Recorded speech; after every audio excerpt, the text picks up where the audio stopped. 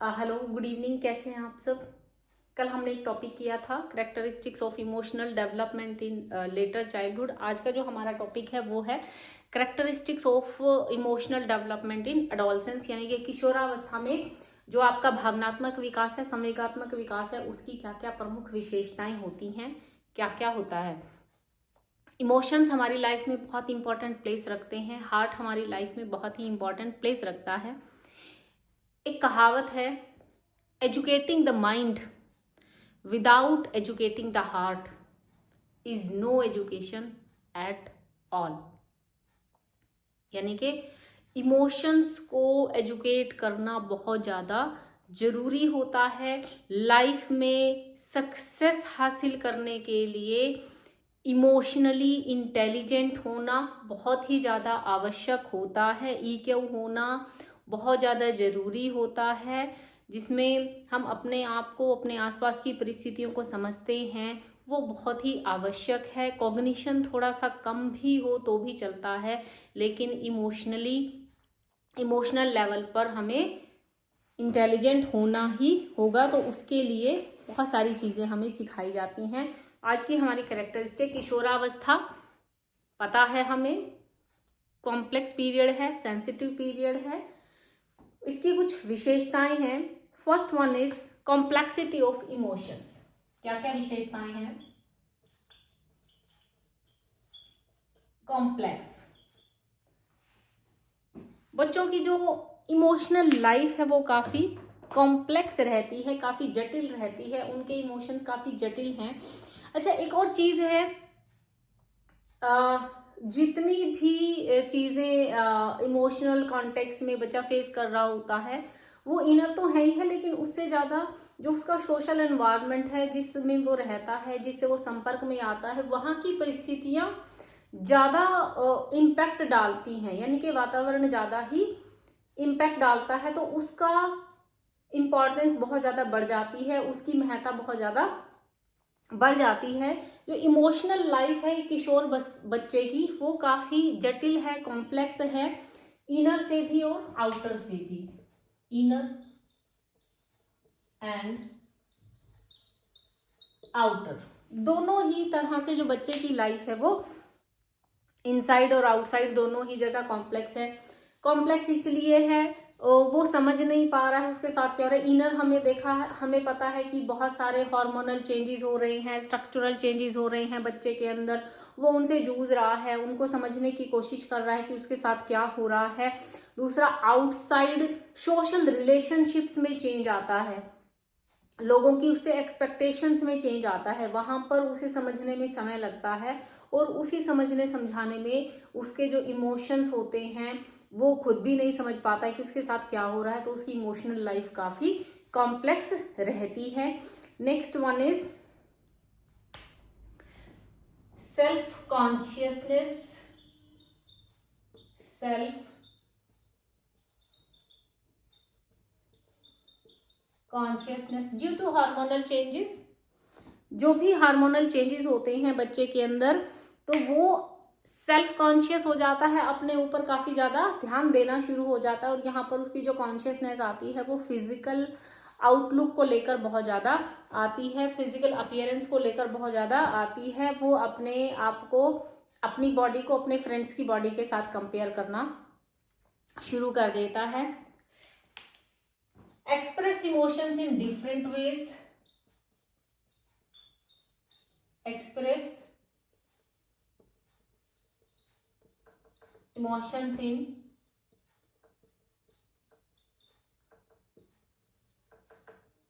Different ways. Self consciousness का इसलिए भी मैंने डिटेल में बहुत ज्यादा नहीं, क्योंकि मैं इस पे अलग से एक टॉपिक पढ़ा चुकी हूँ आपका सेल्फ कॉन्शियसनेस का, वहां से आप देख सकते हैं। So express emotions in different way. जो एक किशोर बालक है वो अपने इमोशंस को अलग तरीके से दिखाता है। टेम्पर टेंट्रम भी होते हैं, ऑब्वियस है, वो भी होता है, लेकिन कभी कभी क्या होता है कि वो जगह देखता है और उसके अनुसार जगह को एनालाइज करता है, माहौल देखता है कि वो यहाँ पर अपना जो टेम्पर टेंट्रम है वो दिखा सकता है या नहीं दिखा सकता है। तो जगह और माहौल के हिसाब से वो अपने इमोशंस को दिखाता है। और क्या करता है कि जब उसे गुस्सा आता है तो वो तोड़फोड़ मचाने की बजाय क्या करता है, किस तरीके से दिखाई, ही रिफ्यूज टू स्पीक, वो बोलने से ही मना कर देता है कि भाई मैंने तो बोलना ही नहीं है तुमसे, मैंने तो तुमसे कोई बात ही नहीं करनी है। तो इस तरीके से हम देखते हैं कि वो अपने जो इमोशंस हैं उनको दूसरे तरीके से दिखाता है। तो टेम्पर टेंट्रम की बजाय क्या करेगा, गुस्सा आने पर बोलने से ही मना कर देता है।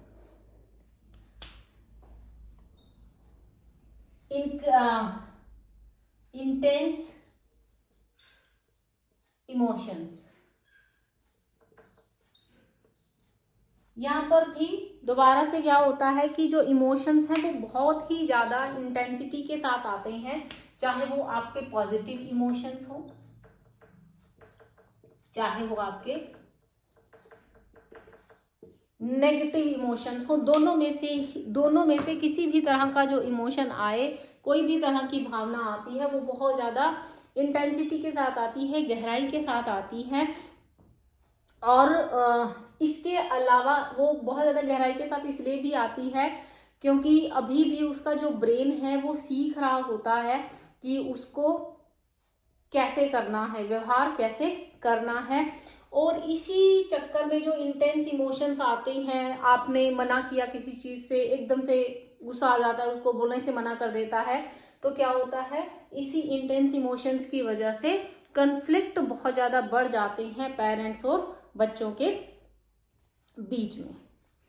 नेक्स्ट वन, बियरिंग ऑफ से वाले कर लेते हैं हम, reviewing of hopes and aspirations,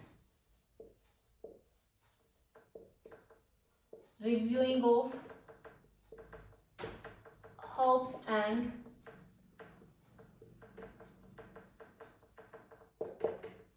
aspirations, जो वो अचीव करना चाहता है और जो उसकी उम्मीदें हैं उनको रिव्यू करता है। शुरुआत में क्या होता है, जब एडोलसेंट की शुरुआत होती है, the child is full of hope, उसे कोई वरी नहीं है, कोई चिंता नहीं होती है। शुरुआत में, एडोलसेंट की शुरुआत में क्या होता है, बच्चे को किसी तरह की कोई वरी नहीं है, कोई चिंता नहीं है, he is full of hopes, और वो बहुत से लगता है कि वो सब कुछ हासिल कर लेगा। एट द एंड, जैसे जैसे किशोरावस्था का अंत आता है, अंत आते आते बच्चा जो है वो थोड़ा वरिड होना शुरू हो जाता है, किसको लेकर, अपने फ्यूचर को लेकर उसके अंदर थोड़ी बहुत चिंता होनी शुरू हो जाती है। Heightened emotionality, period of heightened emotionality, heightened emotionality यानी कि ये कहा जाता है कि बहुत ज़्यादा इमोशंस आते हैं, मूड स्विंग्स बहुत ज़्यादा हैं यहाँ पर। पीरियड हाइटेंड इमोशनैलिटी का है, लेकिन वो इसलिए नहीं है कि बच्चे के साथ ठीक है हार्मोनल चेंजेस हो रहे हैं, लेकिन हाइटेंड इमोशनैलिटी का पीरियड इसलिए बन जाता है कि जो सोशल एनवायरनमेंट है, उसकी जो उम्मीदें हैं उससे, उसके जो रिलेशनशिप्स हैं वहाँ पर तालमेल बिठाने में उसको बड़ी दिक्कत हो रही होती है, क्योंकि बड़े नहीं बिठा रहे होते, तो उसको भी बड़ी दिक्कत है। सब कुछ बदल जाता है, सारे डायनामिक्स बदल जाते हैं, इसीलिए दिक्कत आती है, और इसीलिए पीरियड को हाइटेंड इमोशनैलिटी का पीरियड कहा जाता है। Next one is emotional maturity, emotional maturity भी हो जाती है, सीख भी जाता है बहुत कुछ। क्या क्या सीखता है, ही लर्न टू कंट्रोल इमोशंस को कंट्रोल करता है, पेशेंस सीखता है, पेशेंस सीखता है, यानी कि अभी अगर नहीं हो सकता तो बाद में हो जाएगा, वो सांत्वना धारण कर लेता है, वो एकदम से ब्लो अप नहीं करता है, कभी कभी करता है लेकिन मैक्सिमम सिचुएशन में मैच्योरिटी है, जगह के हिसाब से ही अपने इमोशंस को वो जाहिर करता है। Next one is development of abstract emotions, development of abstract emotions, अमूर्त है यहाँ पर,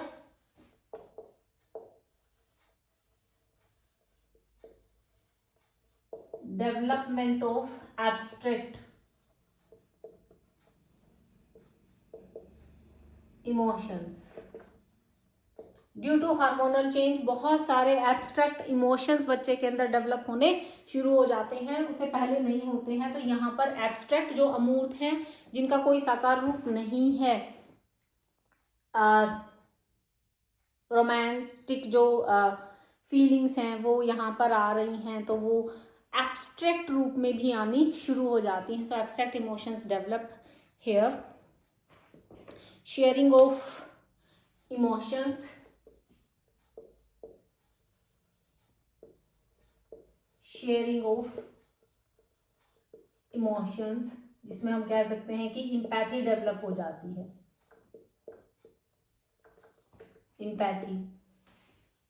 इम्पैथी का मतलब क्या होता है? To know about self as well as about others and their situation, ये हो जाता है। तो अपने इमोशंस जो है वो कैसे सीखते हैं, ये रेगुलेशंस कैसे सीखते हैं? They talk to their friends से ज़्यादा बात करते हैं। जो बहुत ज़्यादा रिलायबल फ्रेंड्स होते हैं उनके साथ बात करते हैं, उनको बताते हैं कि मेरे साथ आजकल क्या हो रहा है, मैं क्या सोच रहा हूँ, क्या समझ रहा हूँ, किस तरह की भावनाएं उसके मन में आती हैं। तो वो अपने इमोशंस जो हैं अपने दोस्तों के साथ साझा करना शुरू कर देते हैं। ठीक है, तो ये कुछ एक कैरेक्टरिस्टिक्स हैं इमोशनल डेवलपमेंट की। एडोलसेंस में आसान है। आई होप आपको समझ में आ गई होंगी। Okay, thank you.